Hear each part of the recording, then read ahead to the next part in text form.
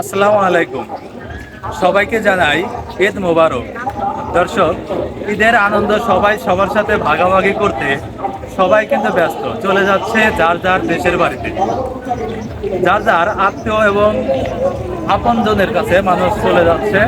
কিন্তু আমি যেটা আজকে আপনাদেরকে বলছি বা জানানোর চেষ্টা করছি, আমি এই মুহূর্তে উপস্থিত নারায়ণগঞ্জ বেসিক শিল্পনগরী এলাকা। এটা বেসিক শাসনগাঁয়ে অবস্থিত।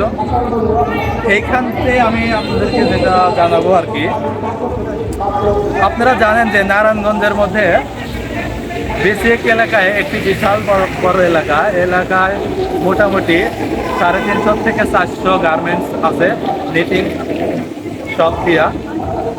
আজকে এই নারায়ণগঞ্জ বেসিক শিল্প এলাকা কিন্তু গার্মেন্টস মালিক সমিতি আজকে ছুটির ঘোষণা করেছে।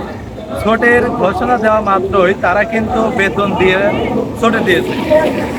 অনেকেই চাচ্ছে যে বেতনটা হাতে এটিএম মেশিনের মাধ্যমে তুলে তারা বাড়িতে নিয়ে যাবে, যেন দোকান থেকে এটা না তুলতে হয়।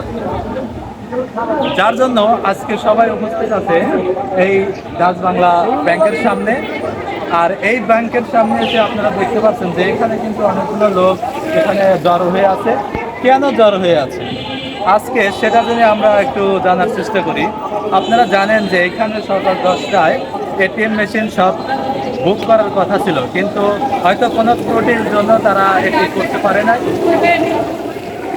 এটা কিন্তু এক ধরনের, যদি ত্রুটি থাকে তবে এটা আগে থেকেই সলিউশনটা করা উচিত ছিল আমি মনে করি। আজকে সাধারণ মানুষ, হাজার হাজার শ্রমিক তারা ব্যাংক থেকে টাকা তুলতে পারছে না। কখন তুলতে পারবে তারও কোনো নিশ্চয়তা বলা যাচ্ছে না।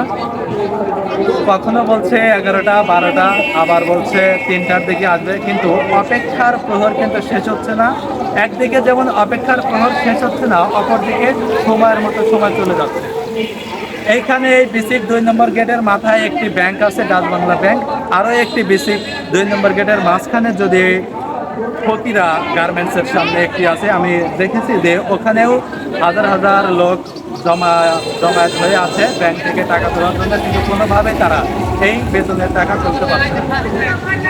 আমি এই ডাচ বাংলা ব্যাংকের যে কর্মকর্তা আছেন তাদেরকে দৃষ্টি আকর্ষণ করে বলবো, অতি দ্রুত যেন এই Narayanganj ATM machine Dutch Bangla ব্যাংকের যতগুলো আছে সবগুলো যেন অতি দ্রুত টাকা লোড দেওয়া হয় এবং শ্রমিকরা যেন তাদের বেতনের টাকা তুলতে পারে। একদিকে মানুষের যেমন হয়রানি, অন্যদিকে সময় স্বল্পতার কারণে মানুষ ক্লান্তি ভোগ করছে। অতি দ্রুতই যেন এই ক্লান্তি দূর হয়ে যায়, আমি সেই প্রত্যাশা রাখছি। সকলকে ধন্যবাদ জানাচ্ছি। আমি জাহিদুল ইসলাম শান্ত।